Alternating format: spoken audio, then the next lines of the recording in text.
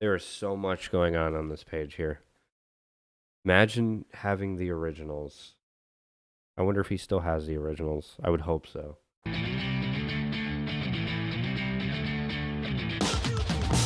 All right, we are back again with another episode of our Indie Comics Week.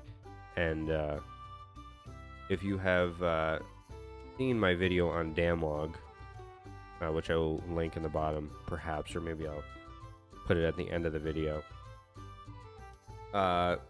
If you have not, there's a comic book artist named Rain Ness who made a comic book, I would say probably in the 90s. Maybe 80s? Probably the 80s, actually. Maybe late 80s, early 90s. I'm not sure on the date, so... And I'm not going to say it's fact. I don't know. Definitely 80s, 90s. He did a comic book called Damlog, which is one of the raddest looking comic books I've ever seen. I can't remember. I think the video for the channel is called like I'm Speechless or something. But anyways, this is Damlog. I'm assuming before Damlog got his own comic book, he was added to this. But I think this is like a bunch of obviously a bunch of indie creators kind of doing like a heavy metal magazine style thing. And Damlog, or Rain Ness's character Damlog, just so happens to be in here. Not sure if it's his first appearance. Not sure if the comic book came before or what. But anyways, let's take a look at this. Because this is an indie comic, and we are starting out with a comic not by our dude, Rain Ness. But Rain Ness makes it by page 9, so here we go. I love these, like, old, like, indie books, kind of like a Caliber Presents, you know, where they take a bunch of unknown artists and say, hey, you want to do a comic? And it looks rad. I mean, it looks amazing. Look how awesome that looks. I've never heard of this guy, Mark A. Panacea, I'm guessing. But if you have heard of him, here's his, here you go. This is a real treat for you. Yeah. I mean, great art here. It's really sad, too, when you get an artist. That's a great panel there. When you get an artist that you look at their work and you're like, dude, they are super rad, and then you never see them again. Like Rain Ness. I think Rain Ness has done like 4 issues of comics. I'm not even kidding. So, yeah. This artist could be extremely well known. I'm not sure. I've never heard of this artist before. I'm learning new artists every day. So, yep. Just rad. Awesome comic. Looks very cool. I love it. You know, just a cool fantasy comic. But over here, we get into Damlog. And Rain Ness. Just putting in those hours and hours and hours of awesome just study. Get these really amazing looking panels and pages. There is so much going on this page here. Imagine having the originals. I wonder if he still has the originals. I would hope so. Because, man, what an I'm trying to get my fingers out of the way. What an awesome page there. Very cool stuff.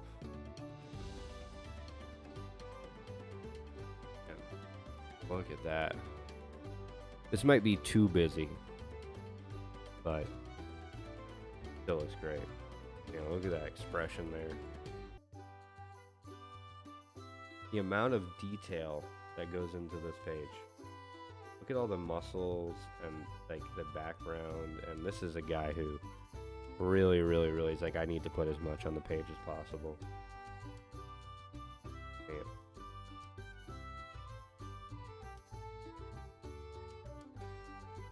Jeez. How has this guy never worked in mainstream comics before? Probably didn't want to. That would be my guess. Man, look at that lighting there. Great ink work. When you look at these pencils, he probably light boxes them in. So he probably doesn't have to worry about going over the pencils, but his ink work is unbelievable. Man, what an awesome... If you have not seen Damlog or never heard of Damlog before, you should absolutely check that book out. It is one of the coolest.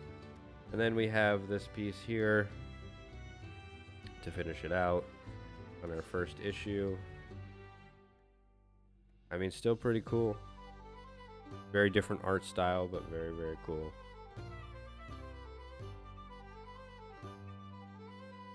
Yeah. I'm not sure what's in issue 2, so we'll check it out. This one, we got Damlog on the cover, which is very cool. Rain Ness, absolutely killing it. I'm not a big fan of the color here. I think the color looks like crap. I don't know if it was printed poorly or if this actually is the color that they chose, but not a fan of the color here, but it is what it is. And then we open up with Damlog. So I think they knew which story, even though the first story in that book, even the second story was pretty rad, but the first story was really cool. But I think they knew which one was the cream of the crop. And more extremely busy pages with a lot going on. Very hard to read Damlog. I would not read Damlog. I would just look at Damlog. But there you go. And that ink work is sanity. We got a book coming. Our next book we're doing for a video. Almost as cool as this. Maybe cooler. But I don't think so. I think Damlog is very cool. But I mean, just the way he draws muscles. I mean, those back muscles with that scapula, with the bone of the scapula coming down. Very difficult. With a scapula bone, not the bone of the scapula.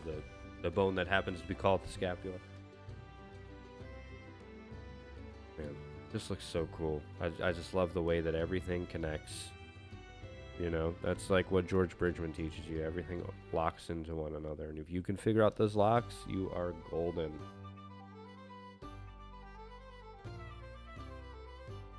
Man, just so cool.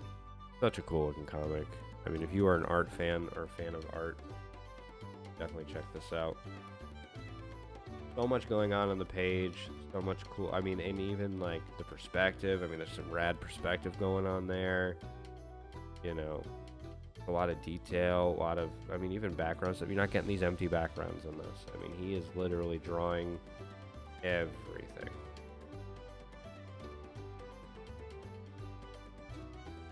And then we will not see Damlog again until he has his own comic. And then I'm pretty sure this is part 1 for this story, but I think this is the last Barbaric Tales that gets printed, to my knowledge, because I don't know if there's number 3. So I don't know if this dude ever got part 2, but we'll take a look at part 1. We will be respectful here, even though I did come for Damlog. And man, I gotta be honest with you, the art looks good. A little muddy. But, hey, maybe it's the newsprint. Blame it on the newsprint. Maybe the newsprint can't handle the awesome inks. I just love looking at these indie creators, because a lot of the time the indie creators are better than mainstream guys. And then you get some cases where the indie guys become mainstream guys. And then you can kind of look at their early work and you go, I feel like the early work had a little bit more life to it.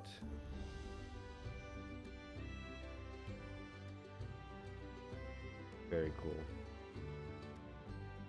Everybody wanted to do Conan the Barbarian, I guess.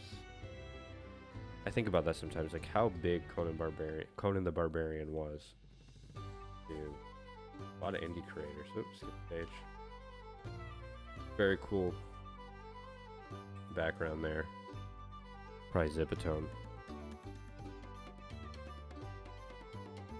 That's definitely Zipatone for sure. So yeah, our guy was using zips.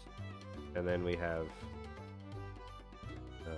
this piece here, which is also very cool. Of course, we need a comic book with an elf. killing people, of course. Man, an interesting style for sure. You know, that's the thing about indie books is like you get different styles that you don't see. There we go. Very, very cool. And I don't know, some books that they put out. Not sure. Pyramid Comics. Never heard of Pyramid Comics before. Where are they out of? Indiana. Huh. There's a note about Damlog. Sorry. Yeah, I don't know. Damlog, this guy is really promising. The story was run of the mill, good as most of the stuff Marvel or DC puts out these days, but the art really looks good.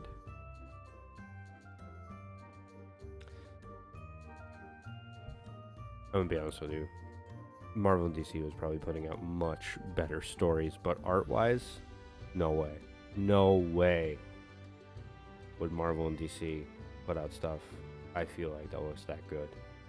They probably have in the past, but I don't know. There's something about that indie feel. It just, you know, there's like no rules. You can kind of just do your thing, which sometimes ends up working against the indie book, because then you look at the story and you're like, I don't know what the fuck I'm even looking at. But anyways, guys, thank you so much. I appreciate it.